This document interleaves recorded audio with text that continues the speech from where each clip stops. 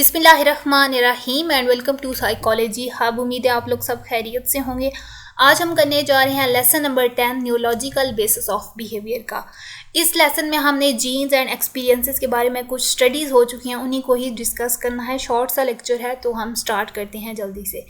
पिछले लेक्चर्स में आपने देख लिया होगा कि किस तरह से इन ब्रीडिंग को हमने पढ़ा है, उसके बाद जेनेटिक वेरिएबिलिटी क्या होती है, सेम वही चीज़ें हमने पढ़ी हैं।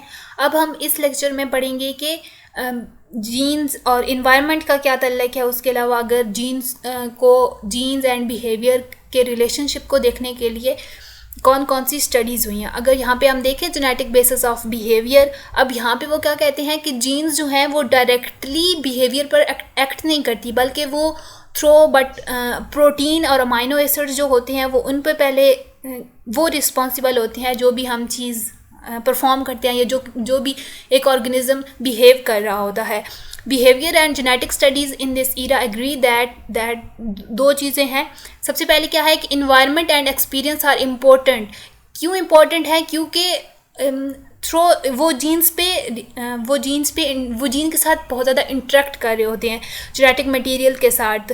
तो इस चीज़ को रिसर्चर्स ने पॉइंट आउट भी किया है, उसके बाद इस पे एक्सपेरिमेंट्स भी किए हैं, वो नीचे हम जाके एक्सपेरिमेंट्स पढ़ेंगे। तो दूसरी बात क्या है कि एक जो हमारे पास सिंगल जीन जो है वो एक लोकेशन पे मौजूद होती है, वो सिंगल हमारा किसी भी बिहेवियर के लिए रिस्पॉन्सिबल नहीं होती, बल्कि behaviour is the sum of a total of different genes at a different loci. बहुत सी जीन्स डिफरेंट लोकाए पर लोकेशंस पर मौजूद होते हैं और वो सारे मिलकर हमारे जो भी एक ऑर्गेनिज्म बिहेव कर रहा होता है उसके लिए रिस्पॉन्सिबल होती हैं। अगर हम एक्सपेरिमेंटल स्टडी की बात करें तो बहुत से ऐसे एक्सपेरिमेंट्स हो चुके हैं जो एक्सपेरिमेंटल स्टडी अगर आप देखें तो ये एक साइंटिफिक स्टडी होती है जिसमें हम लेबॉर्ट्रीज़ में जाके एक्सपेरिमेंट्स करते हैं, जहाँ पे हम वेरिएबल्स को कंट्रोल कर सकते हैं, हम टेम्परेचर को कंट्रोल कर सकते हैं, हम डे एंड नाइट साइकिल को कंट्रोल कर सकते हैं, फूड और सोशल एनवायरनमेंट्स प्रोवाइड करके हम देख सकते हैं कि इससे एक ऑर्गेनिज्म की बिहेवियर पर किस तरह से वो अफेक्ट करती हैं चीज़ें। आगे हम चलते हैं सबसे पहले जो हमारा इम्पोर्टेंट हमारे पास है वो ये वाला है, ट्रायन कैरी आउट एंड एक्सपेरिमेंट। ये अक्सर एमसीक्यूज में आता है कि मेज ब्राइट और मेज डल एक्सपेरिमेंट किसने किया था, तो ये इन्होंने किया था ट्रायन ने इन 1935। अच्छा, इन्होंने एक एक्सपेरिमेंट किया था मेज ब्राइट एंड मेज डल वाला एक्सपेरिमेंट। बेसिकली क्या है, मेज एक गेम होती है जिसमें रास्ता ढूंढना होता है, ठीक है। अगर आप गूगल करेंगे ना तो आपको मेज़ पता चल जाएगा कि मेज़ कौन सी गेम होती है, ठीक है। मैं अभी इसको एक्सप्लेन करने बैठी तो बहुत ज़्यादा लंबे हो जाते हैं फिर लेक्चर्स। तो आप वो क्या था, वो था कि उन्होंने रैट्स को मेज़ पर पहले उनसे टेस्ट लिया। कुछ जो रैट्स थे वो मेज़ ब्राइट रैट्स उनको इसलिए कहा गया क्योंकि उन्होंने ब्राइटली वो अच्छी तरह उन्होंने वो पूरा कर लिया, ठीक है, और उन्होंने बहुत अच्छा परफॉर्म किया। जबकि मेज डल रैट्स वो थे जिन्होंने एरर्स किए, जिनसे नहीं हो सका वो वाला जो भी गेम थी, ठीक है। By the 18th generation no overlap in two, he found that there was no overlap in the two population. अच्छा, उन्होंने क्या किया कि 21st जनरेशन और एक 8th जनरेशन इनमें कंपैरिजन देखा। The question that it could be possible due to a rearing as bright mother were rearing bright offsprings। अब यहाँ पे क्वेश्चन क्या राइज हुआ कि जो बच्चे थे रैट्स के, ठीक है, मे बी उनके पेरेंट्स ब्राइट्स थे तो इसलिए वो भी ब्राइट थे। तो ये वो देख रहे थे कि जेनेटिक बेसिस ऑफ बिहेवियर क्या है, कि जीन्स किस तरह से इंसान जो बिहेव करता है उस पे किस तरह से रिस्पॉन्सिबल उसके लिए किस तरह से होती है। फिर उन्होंने एक एक्सपेरिमेंट डिज़ाइन किया जिसमें उन्होंने मेज ब्राइट ऑफ स्प्रिंग्स को मेज डल पेरेंट्स से रेयर करवाया, मतलब उनकी परवरिश डल पेरेंट्स ने की। लेकिन फिर भी उन्होंने जब उनसे बाद में एक्सपेरिमेंट किया गया तो अगेन से पता चला कि उन्होंने फिर अगेन लेस एरर्स की हैं, जो ब्राइट थे वो ब्राइट ही रहे। तो इस तरह से हमारे पास एक स्टडी आई कि जो इस तरह से इंटेलिजेंस है, क्योंकि इंटेलिजेंट ही थे ना जो उन्होंने अच्छा परफॉर्म किया टेस्ट में, मेज़ टेस्ट में। तो उससे क्या हमारे पास फाइंडिंग क्या आती है कि ये जो है हमारे पास इंटेलिजेंस वगैरह ये जेनेटिकली भी आप ट्रांसफ़र होती है थ्रू पेरेंट्स। तो बेशक से ऑफ स्प्रिंग्स मतलब बच्चों को डल पेरेंट्स ने उनकी परवरिश की, लेकिन उन पे इन्वायरमेंट का नहीं अफेक्ट हुआ। इस तरह से मज़ीद और भी एक्सपेरिमेंट्स हुए, जिस तरह से अगर आप देखें फर्दर ये वाला Cyril reported that in comparing two groups, he conducted 30 different tests to a maze bright and maze dulls. He reported that maze bright rats were superior in performance and less emotional. इन्होंने भी same experiment किया. उसके बाद उन्होंने क्या finding दी cereal ने कि जो मेज़ ब्राइट रैट्स थे, जिन्होंने ब्राइटली परफॉर्म किया, जिन्होंने बहुत कम एरर्स दिए, जिन्होंने अच्छी तरह से अपना टेस्ट परफॉर्म किया, वो लेस इमोशनल थे. और ये जो इमोशनल स्टेबिलिटी है वही वजह बनती है उनकी इंटेलिजेंट होने की. तो ये एक और फाइंडिंग थी हमारे पास. नेक्स्ट अगर हम चलें, दैट इज़ हमारे पास दूसरा क्वेश्चन क्या आता है कि क्या इन्वायरमेंट भी अफेक्ट करती है इस चीज़ को. तो इसके लिए Cooper and Zubek raise the maze bright dull rats in 3 different environment. जो भी हमारे पास डल रैट्स थे जिन्होंने अच्छा नहीं परफॉर्म किया था, उन्होंने इनको 3 डिफरेंट कंडीशंस में उनकी मतलब उनको 3 डिफरेंट कंडीशंस दी. सबसे पहली क्या कंडीशंस थी, इम्प्रोविस्ड मतलब cage made from wire netting with groups living. मतलब उनके लिए जो उन्होंने इन्वायरमेंट क्रिएट किया था उनके रहने के लिए, उसमें उन्होंने ग्रुप्स लिविंग्स बनाई थी, मतलब बहुत सारे सोशल कम्युनिटीज़ की तरह. सेकंड क्या था, stimulating and enriched housing with wire netting group housing but it had toys ramps for animals to play with. और दूसरा उन्होंने क्या था कि जो हाउसेज उनके बनाए हुए थे रैट्स के लिए, उनके लिए उन्होंने बहुत ज़्यादा स्टिमुलेटिंग फैसिनेटिंग सी चीज़ बनाई हुई थी ताकि उनको इन्वायरमेंट अच्छा मिले. उसके बाद उन्होंने वहाँ पे टॉयज़ रखे हुए थे. अब रैट्स के क्या टॉयज़ होते हैं, एक तो वो सर्कुलर व्हील सा होता है, उस पर रैट्स भाग रहे होते हैं. अक्सर आपने कार्टून्स वगैरह में देखा होगा, मूवीज़ में भी देखा होगा, जिन्होंने रैट्स रखे हुए होते हैं. तो बाकी आप देख लीजिएगा रैट्स के कौन कौन से टॉयज़ होते हैं. And ramps for animals to play with, बहुत सी इस तरह से इंटरेस्टिंग सी चीज़ें रखी हुई थी जिनसे सीखने को मिल सके. ठीक है. His finding showed that the maze dull rats performed similar to the maze bright if reared in stimulating environment.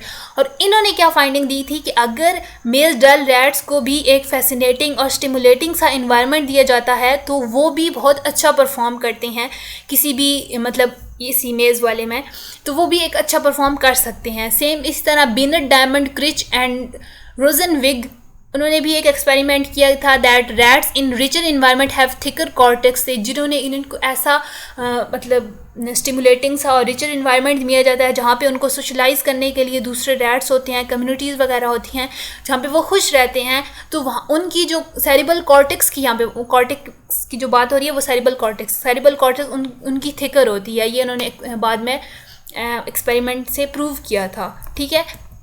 तो ये हो गया हमारा इन्वायरमेंटल इन्फ्लुएंस. नेक्स्ट क्या है, the foremost name in the field of genetic and behaviour is Theodosius Dobzhansky, पता नहीं मैं ठीक कह रही हूँ या नहीं, एंड आ सिमरबेंजर. Their work on drosophila fruit fly पर इन्होंने एक्सपेरिमेंट किया था कि किस तरह से वो अगर उनकी सिलेक्टिव ब्रीडिंग की जाए या फिर सेलेक्टिव ब्रीडिंग के थ्रू उनकी न्यू ब्रीड क्रिएट की जाए तो वो किस तरह से जेनेटिकली लिंक्ड होती है. यहाँ पे वो उन्होंने डिफरेंट एक्सपेरिमेंट्स किए थे जिनमें उन्होंने जेनेटिक पूल में इजाफा किया था, दूसरी जीन्स इन्वॉल्व. जिस तरह से हम पीज़ की बात कर रहे हैं, पीज़ में उन्होंने डिफरेंट ब्रीड्स को इकट्ठा करके प्लांट्स उगाए थे. सेम इस तरह से इन्होंने फ्रूट फ्लाई पर बात की थी. ये आप इतना ज़्यादा इंपॉर्टेंट नहीं है तो इसलिए इधर ज़्यादा टाइम नहीं वेस्ट करी. सेम इस तरह डॉग पे इन्होंने किया था. सिमिलरली डॉग वर आइडेंटिफाइड, ये वाला मैं पढ़ रही हूँ, ये वाला. ठीक है.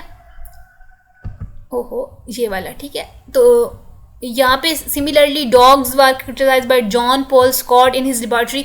यहाँ पे उन्होंने डिफरेंट देखा था कि मैनिपुलेशन से किस तरह से हमारे पास जीन पूल में इजाफा करके डिफरेंट कैरेक्टरिस्टिक्स हम बिहेवियर में ऐड कर सकते हैं. सेम इस तरह से mouse strains were identified and bred for different characteristics, aggressive behaviours, alcoholics versus non alcoholics. और यहाँ पे डिफरेंट एक्सपेरिमेंट्स किए थे.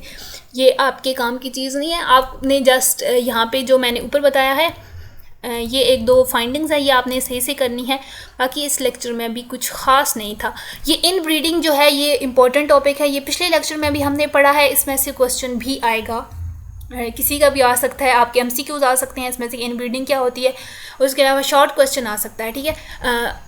जो कॉन्सेप्चुअल क्वेश्चंस होते हैं वो ऐसे टॉपिक से बनते हैं. मैं फिर आपको बताऊंगी अगले लेक्चर हम जब जाएंगे ना, तो वहाँ पे डिफरेंट एक्सपेरिमेंट्स हैं और उधर से मैं आपको बताऊंगी कि किस तरह से वो अगला लेक्चर बहुत ज़्यादा इंपॉर्टेंट भी है, लेक्चर नंबर 11, उसमें से किस तरह से क्वेश्चंस बनते हैं, ठीक है।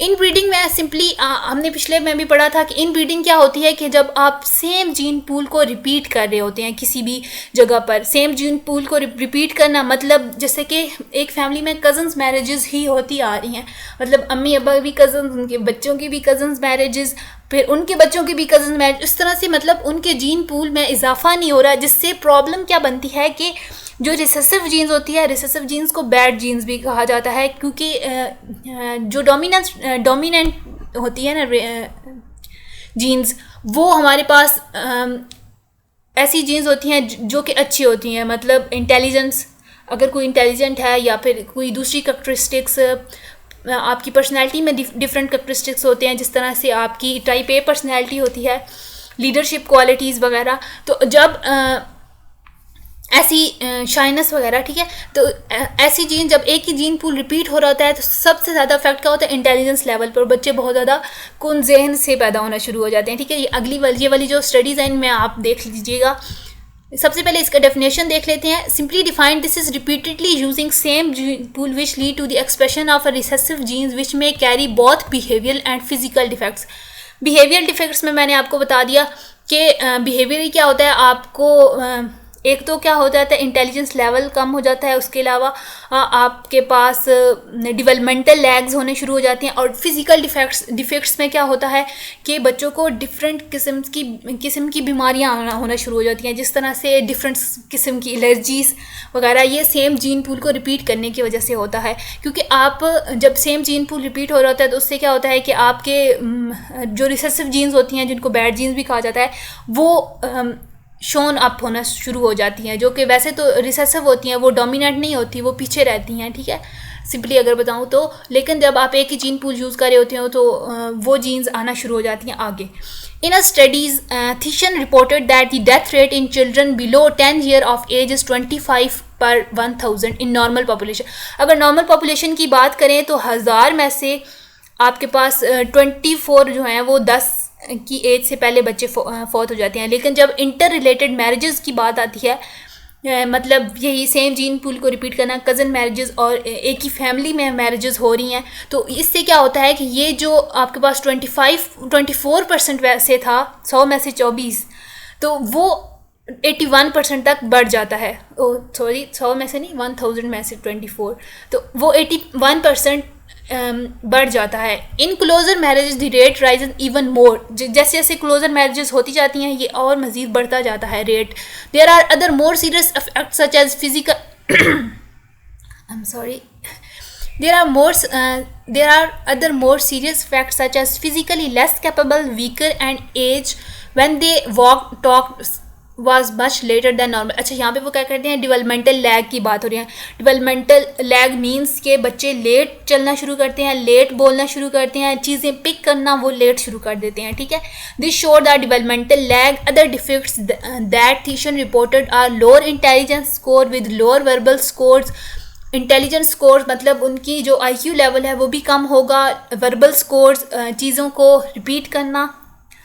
वर्बल डिसऑर्डर्स आ जाते हैं, लैंग्वेज डिसऑर्डर्स आ जाते हैं ऐसे बच्चों में। अगर हम यहाँ पे समराइज़ करें अपनी सारी डिस्कशन को, तो इन ब्रीडिंग में क्या होता है, if the gene pool is reduce more recessive disorder shown up, कि जैसे जैसे आपका जीन पूल रिड्यूस होता जाता है, जो रिसेसिव डिसऑर्डर्स होते हैं जो कि पीछे रहते हैं वो शोन अप होना शुरू हो जाते हैं।